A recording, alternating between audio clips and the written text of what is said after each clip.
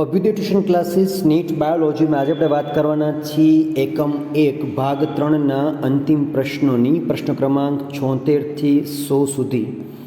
તો on screen તમારી પાસે ક્વેશ્ચન નંબર 76 રહ્યો છે. આ વેબિરિયન ઓસિકલ શેમાં જોવા મળે છે? મત્સ્યો, દેડકાઓ, સર્પ કે પછી પક્ષીઓ? તો સાચો તમારી પાસે તેનો જવાબ છે દેડકાઓમાં. ફેરેટીમામાં શુક્ર સંગ્રહાશયની જોડ નીચે આપેલમાંથી કયા ખંડોમાં જોવા મળે છે?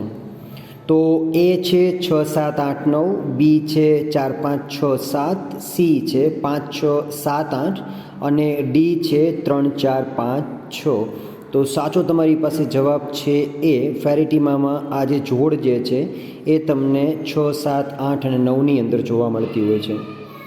પુખ્ત સરીસૃપોમાં મૂત્રપિંડ કેવું હોય છે? મેટાનેફ્રિક, મેસોનેફ્રિક, પ્રોટીનોફ્રિક કે આપેલ તમામ? તો સાચો તમારી પાસે આન્સર છે મેટાનેફ્રિક. ઝડપથી તરતી માછલીઓ કોને કારણે ઝડપી તરી શકે છે? Pelvic fin, pectoral fin, dorsal fin કે પછી કાઉડલ ફિન? તો અહીંયા તમારી પાસે આન્સર છે એ પેલ્વિક ફિન. 80. જ્યારે ઉંદર પકડવા માટે તમે જાઓ ત્યારે ઉંદર પકડવાનું પાંજરું તમે કઈ તરફ રાખશો? પૃષ્ઠ બાજુ, વક્ષ બાજુ, અગ્ર અથવા પાર્શ્વ? તો આની અંદર તમારી પાસે છે તમે ઉંદર પકડવા જાઓ ત્યારે તમે તેનું પાંજરું જે છે તમે પાર્શ્વ બાજુ રાખશો. ફેરેટીમાની રુધિરવાહિનીઓ કે જેમાં વાલ્વ હોય છે તે કઈ તરફ હોય છે? પૃષ્ઠ, વક્ષ, ઉપરની તરફ કે પછી પાર્શ્વ? તો તમારો જવાબ જે છે એ આવી જશે વક્ષ. 82. ઠંડા રુધિરવાળા પ્રાણીઓમાં શરીરનું તાપમાન કેવું હોય છે? અચળ, આસપાસના તાપમાનમાં ફેરફાર થાય છે કે તાપમાન નીચું જાય છે અથવા ઘણું નીચું હોય છે? તો 82માં તમારી પાસે સાચો આન્સર છે અચળ હોય છે. નીચે આપેલ પૈકી કયું સસ્તન ઈંડા મૂકે છે? કાંગારૂ, પ્લેટિપસ એટલે કે બતક ચાંચ, પેંગ્વિન કે પછી વેલ? તો આ જવાબ તમારી પાસે છે જે પોતે ઈંડા મૂકે છે કાંગારૂ. બાકી બધા બચ્ચાઓને જન્મ આપે છે. ટેડપોલ કદમાં વૃદ્ધિ કોના દ્વારા પામે છે? થાઇરોક્સિન અંતઃસ્ત્રાવ દાખલ કરવાથી, બીજા દેડકા દ્વારા ઈંડાને પોષણ આપે છે, ગાનિટ્રોપિક અંતઃસ્ત્રાવ દાખલ થવાથી કે તેઓ સાનુકૂળ સંજોગોમાં પ્રાપ્ત કરે છે? તો સાચો તમારી પાસે જવાબ છે બીજા દેડકા દ્વારા ઈંડાને પોષણ આપે છે. સાચું વિધાન ઓળખો. અનામી છેલ્લી ચેતા કરોડરજ્જુ સહાયક છે. અનામી છેલ્લી ચેતા વેગસ છે. દ્રષ્ટિ ચેતા નાની ચેતા છે અને ત્રણ ચેતાઓ મિશ્ર ચેતાતંતુ ધરાવે છે. તો 85માં તમારો સાચો વિકલ્પ જે છે જવાબમાં છે એ, બાકી અન્ય બધા ખોટા છે.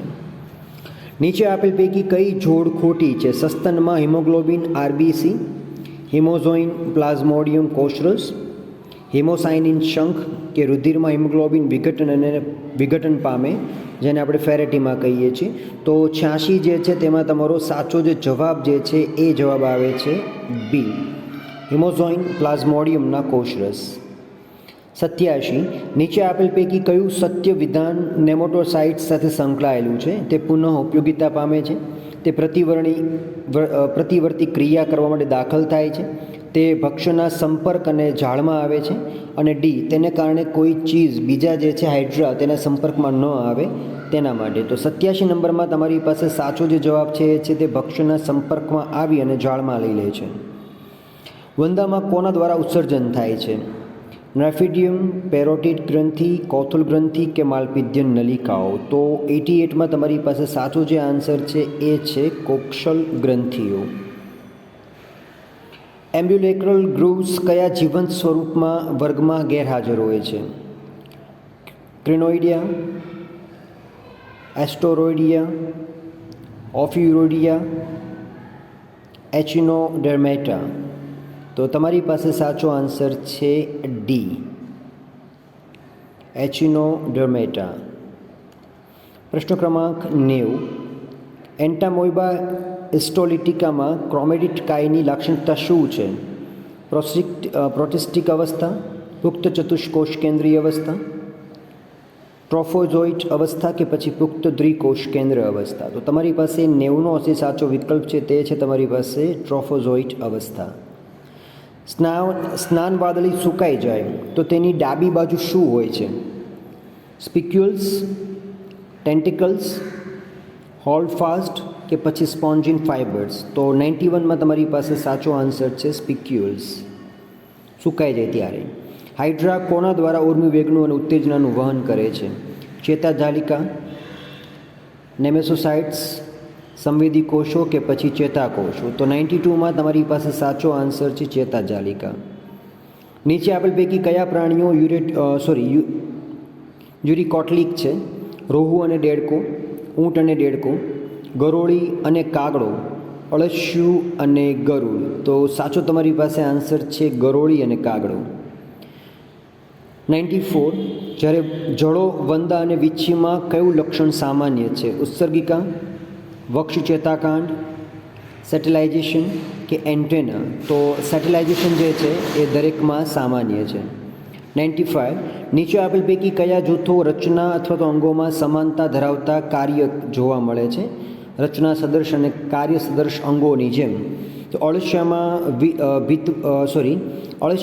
ભીતિભંજ, ઉંદરમાં આંતરીય રસાંકુરો, અમીબામાં આકુંચક રસ્તાની, અળસિયામાં ઉત્સર્ગિકા, વંદામાં માલપીદ્ય નલિકા અને ઉંદરમાં મૂત્રવાહિની, વંદામાં સ્પર્શકો, દેડકાના ટિમ્પેનિયમ એટલે કે નેત્રપટલ અને અળસિયામાં ક્લિટેલપ, ડી ઉંદરમાં છેદક, વંદામાં પેશણી અને તારા માછલીમાં નાલી પગો? તો અહીંયા તમે જોશો ધ્યાનથી તો બી જે છે એની અંદર આ જવાબ જે છે એ બધામાં કોમન છે.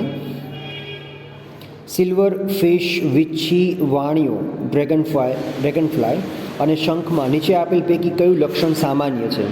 તો 3 જોડ ઉપાંગોને ખંડમય શરીર, કાઇટિનયુક્ત ક્યુટિકલ અને 2 જોડ સ્પર્શકો, સાંધાવાળા ઉપાંગોને કાઇટિનયુક્ત બહિર્કંકાલ અને સેફ્લોથોરેક્સ અને ટ્રેકી? તો 96માં તમારી પાસે સાચો જે આન્સર છે આન્સર આવે છે અહીંયા બી, કાઇટિનયુક્ત ક્યુટિકલ અને 2 જોડના સ્પર્શકો. નીચે પૈકી કયું પ્રાણી તેના વર્ગકની એક લાક્ષણિકતા સાથે સંકળાયેલ સાચી જોડ છે?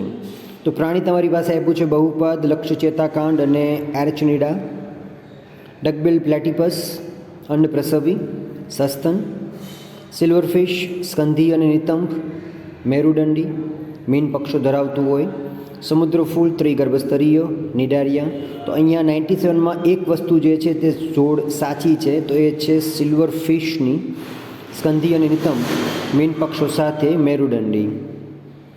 98 કે બધા સસ્તન કોઈ ઉત્સર્જનની લાક્ષણિકતામાં કઈ ક્રિયા જે છે એ વધારે સક્સેસફુલ કરે છે? તો અહીંયા બધા સસ્તનની અંદર એક છે અપ્રત્યપસવી અને દ્વિઅંતગોળ રક્તકણ ધરાવે છે, ઉદરગુહાની બહાર શુક્રપિંડો અને 4 ખંડો હૃદયમાં ધરાવે છે, વિષમદંતી અને 12 જોડ મસ્તિષ્ક ચેતા અને ડી સ્નાયુલુરોદર પટલ અને દૂધ ઉત્પાદન કરતી ગ્રંથિઓ? તો અહીંયા સાચો વિકલ્પ તમારી પાસે જે છે જેમાં બધા સસ્તન વર્ગ કોઈ ઉત્સર્જનની લાક્ષણિકતા દ્વારા શું કરી શકતા હોય અથવા કયા સામાન્ય કાર્ય જે છે તે કરે છે, તો એ છે ઉદરગુહાની બહાર શુક્રપિંડો અને 4 ખંડો હૃદય ધરાવે છે, જે દરેકમાં સામાન્ય છે. સરીસૃપના ગરોળી જેવું સભ્ય જે વૃક્ષની ડાળી પર પૂંછડી કુંતલે વીંટળાયેલ હોય તો આ પ્રાણી કયું છે? તો ઓપ્શન તમારી પાસે છે હેમી કટાયેલ લિંગભેદ ધરાવે છે, વર્નેસ નકલ કરતું જોવા મળે, બગીચાની ગરોળી જેને કેલોટલ રંગ બદલ કરે અને કેમેલિયોન રક્ષણ માટે રંગ બદલ કરતું જોવા મળે.